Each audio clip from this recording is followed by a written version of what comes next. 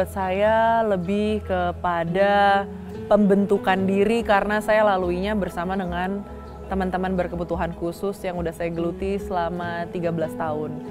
Jadi tari bukan hanya sekedar gerakan aja, tapi buat saya tari itu bisa merubah nasib anak-anak ini juga.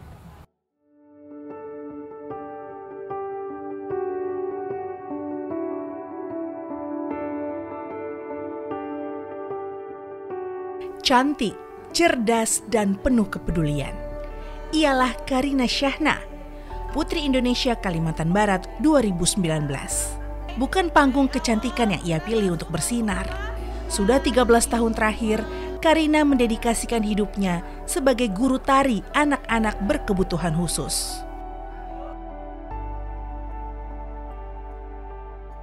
Semangatnya untuk mengajak anak-anak istimewa ini membawa mereka tak hanya tampil di ajang nasional, tapi juga internasional. Kecintaannya pada dunia tari berawal sejak kecil. Karina tumbuh bersama sang ibu yang juga seorang penari. Kalau misalnya menggeluti tari ternyata tuh dari TK kayak gitu tuh dari sekolahan udah, tapi secara profesional itu dari SMP. Dari tingkat SMP dan seterusnya bisa dibilang lumayan rutin dan dipercaya untuk menjadi sebutannya mungkin penari profesional atau penari industri.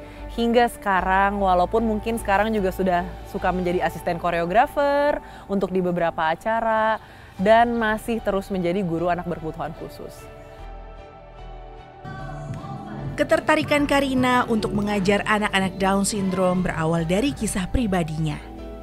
Namun setelah bertahun-tahun ia menjadi guru tari anak-anak Down syndrome, banyak perubahan besar yang Karina alami. Mau selain punya personal reason karena saya juga punya keluarga yang Down syndrome, kayak gitu ya. Tapi ketika proses 1 tahun itu berjalan dan seterusnya saya dipercaya, yaitu balik lagi mungkin karena ini sekarang bukan sebatas sebagai tanggung jawab guru aja, tapi dampak baik yang saya terima dan saya rasakan itu tuh sangat berdampak di kehidupan saya yang lainnya. Baik secara profesional sebagai dancer, baik sebagai dosen, baik sebagai freelancer. Saya lebih menghargai waktu itu di mana-mana dibutuhkan, saya lebih menghargai persepsi yang berbeda-beda. Saya lebih bisa versatile, itu juga karena bersama anak-anak ini. Jadi sampai di posisi bahwa saya merasa gurunya tuh bukan cuma saya di sini, mereka lah guru kehidupan saya. Dan juga di sini jadinya bersama mereka itu adalah sebuah jalan hidup yang udah saya pilih. Bukan hanya sebagai guru mereka 1 jam di setiap kelas reguler aja. Dan alhamdulillahnya kata orang tua dan juga lingkungannya, bahwa memang ada perkembangan signifikan yang ditunjukkan sama setiap anak-anak ini.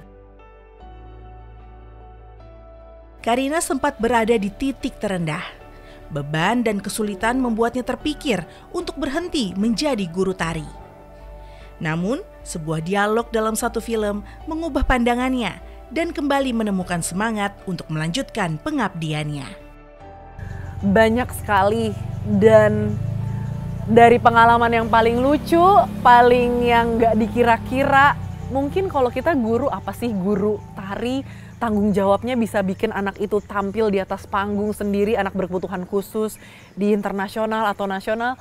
Tapi kalau yang namanya guru anak berkebutuhan khusus, percaya skill bukanlah hal pertama doang yang dibutuhkan, tapi sejauh mana kamu mau peduli ke anak itu, sejauh mana kamu mau mengenal mereka. Sampai bayangin saya benar-benar pernah nyuapin, pernah diompolin, pernah digigit, dicakar, pernah. Saya nyebokin pernah, di belakang panggung pernah. Bohong kalau saya bilang saya nggak pernah mau mundur atau saya pernah mau berhenti. Bohong, karena bayangin 13 tahun, kayak saya inget banget benar-benar di 10 tahun saya menjalani ini. Saya tiba-tiba di masa mungkin rock bottomnya yang kayak ngapain lagi sih gue kayak gitu. Emang gue dapat berapa sih kayak gitu. Tapi juga karena gue juga nggak emang pernah ngelihat uang di sini gitu. Tapi emang lebih banyak ke diri. Bohong lah kalau nggak mau berhenti gitu. Anaknya let's say ada 20-30 yang aktif pasti lebih dari 20. Tapi karena satu dialog di satu film yang bener-bener ngenain ke saya. Salah satunya adalah di Rudy Habibie. Di situ saya nonton dan tiba-tiba saya kena aja di kata-kata, mana yang lebih besar, apa yang orang butuhkan dari kamu atau apa yang kamu butuhkan. Nah dari situ saya benar-benar langsung reflect back, saya harusnya berterima kasih karena anak-anak ini berproses dengan anak-anak ini. Saya bisa menjadi None Jakarta, saya bisa jadi Putri Indonesia, saya bisa jadi seorang freelancer, saya bisa menjadi seorang ibu 2 anak yang mungkin batas kesabarannya jadi lebih besar karena yang melalui dengan mereka. Jadi itulah mengapa sama mereka mau secapek apapun itu dan insya Allah mau selama apapun itu, saya masih bisa menjadi bagian dari hidup mereka kalau mereka izinkan dan keluarganya izinkan. Bertahun-tahun mendampingi anak-anak Down Syndrome di ruang tari, Karina menyaksikan perubahan demi perubahan yang begitu berharga. Aku banyak belajar dari kakak, karena aku harus disiplin, terus jaga attitude. Aku juga dilarang, makanannya apa yang aku makan dilarang sama kakak. Itu makasih banyak kak, adek tahu adek punya larangan itu. Dan di sini adek nggak mau bergantung sama kakak, adek nggak mau ganggu profesi kakak, dan adek tahu kakak adalah tegasin adek. Adek tahu kakak percaya, karena adek tahu kakak tegas sama adek nggak mau marah, karena adek nggak bisa benci. Wah, dia mendidiknya itu ya pakai hati ya, kalau nggak pakai hati nggak bisa. Jadi benar-benar tulus, benar-benar anak-anak diajarkan seperti anak-anak yang lain yang bukan special needs ya. Jadi membuat anak-anak itu bangga dengan dirinya sendiri. Dan itu kalau nggak ada Miss Karin kita juga nggak tahu ya anak-anak bisa berkembang seperti itu. Sangat bagus sekali, sangat peduli dan sangat telaten terhadap anak Down Syndrome dan menawin kondisi anaknya gitu. Bisa mengambil hati anak, jadi anak itu lebih semangat untuk belajarnya.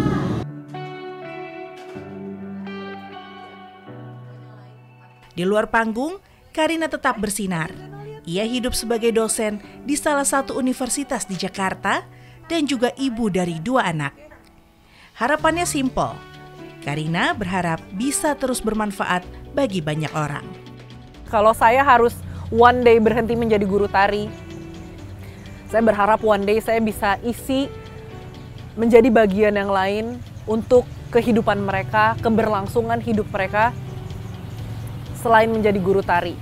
Apakah menjadi rumah pemberdayaan atau building komunitas. Tapi kalau misalnya saya boleh menentukan sendiri, semoga bisa sampai akhir hayat. Semoga benih-benih ini yang saya tanamkan di anak-anak bisa menjadi dampak yang berkelanjutan buat dirinya, buat keluarganya, dan mungkin buat anak-anak disabilitas lainnya atau keluarga yang sedang mencari harapan itu dan bisa ngelihatnya di mereka. Saya hanya berharap saya bisa terus bermanfaat dan saya berharap anak-anak saya yang nanti bisa bermanfaat buat banyak orang.